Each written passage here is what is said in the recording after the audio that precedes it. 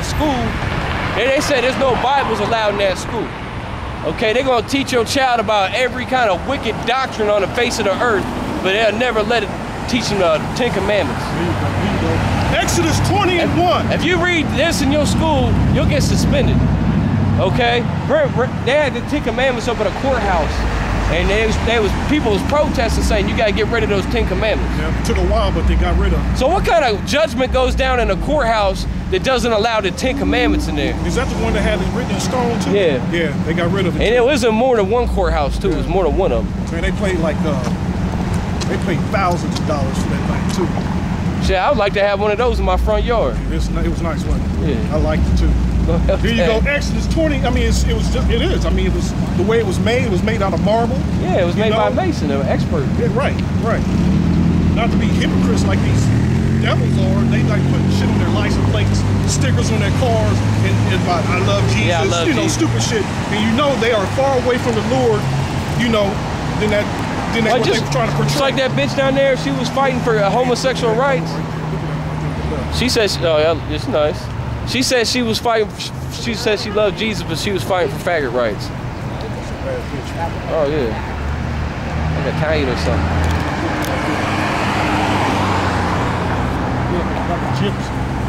Let's get that script. Of a gypsy, how much time we got on that camera? Oh no. I want this script. Exodus 20. Start at the top. And the Most High spake all these words, saying, I am the Lord thy power, which have brought thee out of the land of Egypt, out of the house of bondage. Out of the house of bondage. Like, yeah, we see all these women rocking around. Like, we see attractive women, but these women, they don't know that they Israelites. You know what I'm saying? They don't even know that. They don't even know why they got so much style. You know what I'm saying? Just like a lot of these men, they don't know that they Israel. So our job is to come out here and teach Israel who they are. Because read that again. Because what did the Lord say right here, man? I am the Lord thy power. And we said we do have love for our people too. We have love for Israel. What we don't have love for is a heathen. We have love for them in the kingdom. Yeah, well, we got love for the elect. You know what I'm saying? Go ahead. I am the Lord thy power, which have brought thee out of the land of Egypt, out of the house of bondage. Thou shalt have no other gods before me. No other gods. That's plain, man. And it doesn't say that you can worship Buddha and you can worship goddamn Allah or say Muhammad is a prophet. So Moses wrote this, okay? Muhammad didn't write this. Muhammad couldn't even read or write. We got people out here talking about they're a Muslim, where here it is Muhammad was illiterate, could not even read or write.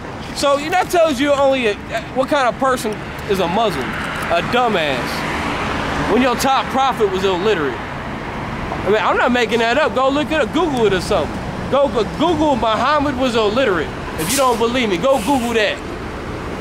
So Moses wasn't illiterate. He's a real prophet. He wrote the Torah. He wrote the law. Muhammad was a homosexual too. Yeah, and Muhammad was a homosexual and a pedophile. He was illiterate. Muhammad was an illiterate homosexual pedophile. And that's historical facts. She thought she escaped by the bus. She got right off there. She's like, I ain't saying saying want to hear this no more. No, she's probably into that Muslim. Maybe that's why the Lord got us talking about Muhammad. Maybe we have Muslims around here. You know, that's how the Most High do it. Because we don't get to choose what we talk about. Okay. That's right. Thou shalt not make unto thee any graven image or any likeness of anything that is in heaven above, or that is in the earth beneath, or that is in the water under the earth. The first thing I think about when I hear that is a crucifix, a little Jesus necklace. They got the white Jesus on their neck. You know what I'm saying? Got the long hair, homosexual Jesus hanging from the neck. That's an idol. When you got a Buddha statue in your house, that's an idol. All you damn Mexicans, man, y'all worshiping the Santa de Muerta, and y'all worshiping Jesus Malverde. Those are idols. When you worshiping Mary Guadalupe, okay, that's an idol. It's the Latinos that's really heavy into the idol worship. The Latinos, the Italians, and the Irish. The Catholics, the main ones in the idol worship are you damn Catholics. Because a lot of those Protestants, they got enough sense to know you ain't supposed to have idols. But they still lost. They still teach Mary's a virgin. So they're a bunch of hypocrites. Because you got Protestants trying to say they're better than Catholics. But Okay, so you don't have idols, but you still worship Mary and the Queen of Heaven. So you might as well go get a Queen of Heaven statue. But go ahead.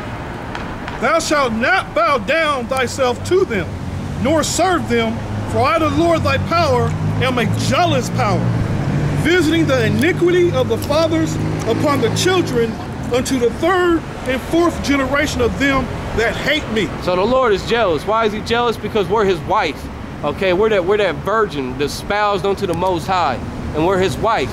Now you don't want a, like when you get a wife, you want a virgin wife. You don't want a woman that's had sex with other men. So it's the same way with the nation of Israel. The Lord doesn't want you, if you've been out here following the ways after the heathens and following false gods. He will kill your ass. Because those false gods are not even real gods. They're idols and they're nothing. They don't say the stones and wood that have no life, that can't breathe, that can't get up and walk out of a fire, the houses that start burning down, they can't get up and walk out that motherfucker. You go over to the Vatican, them damn Catholics up in the Vatican, they got statues of Moses with horns. They got, they got idols everywhere. They got a statue of Peter, and everybody coming up touching the statue of Peter thinking they're gonna get a blessing. You know what I'm saying? That's how people actually think. You touch a statue, you catch a blessing. Or you got like, now sometimes there is a they feed them too. Now there is some springs out there and some water that might give you a blessing. Like the scripture said, there's a bath that heals people. But man, you ain't getting no blessing from no goddamn statue, man. Oh, go ahead. Okay. In showing mercy unto thousands of them that love me and keep my commandments. So yeah, the Lord's gonna show mercy unto those that keep his commandments, not to you heathens. If you calling yourself an agnostic and an atheist, man, it's over for you. Keep going. Thou shalt not take the name of thy Lord, thy power, in vain. Yeah, that doesn't mean say God damn. That's not what that's talking about.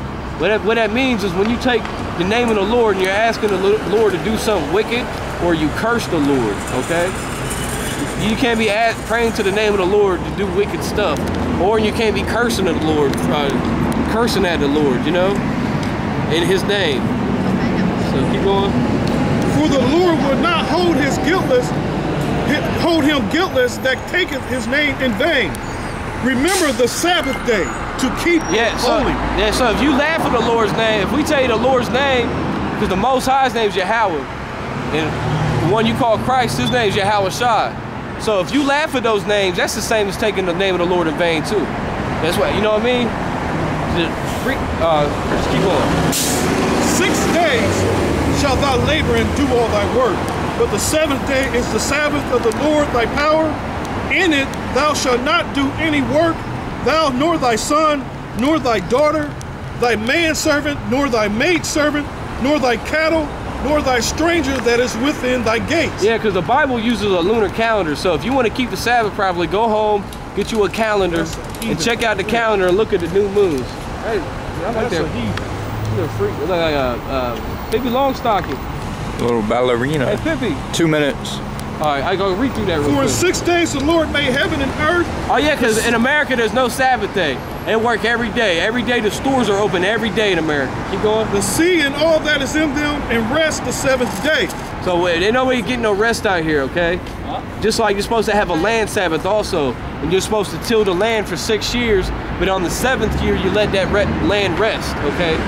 They don't do that here. We live in the kingdom of Satan. Keep going. Wherefore the Lord blessed the 7th day and hallowed it.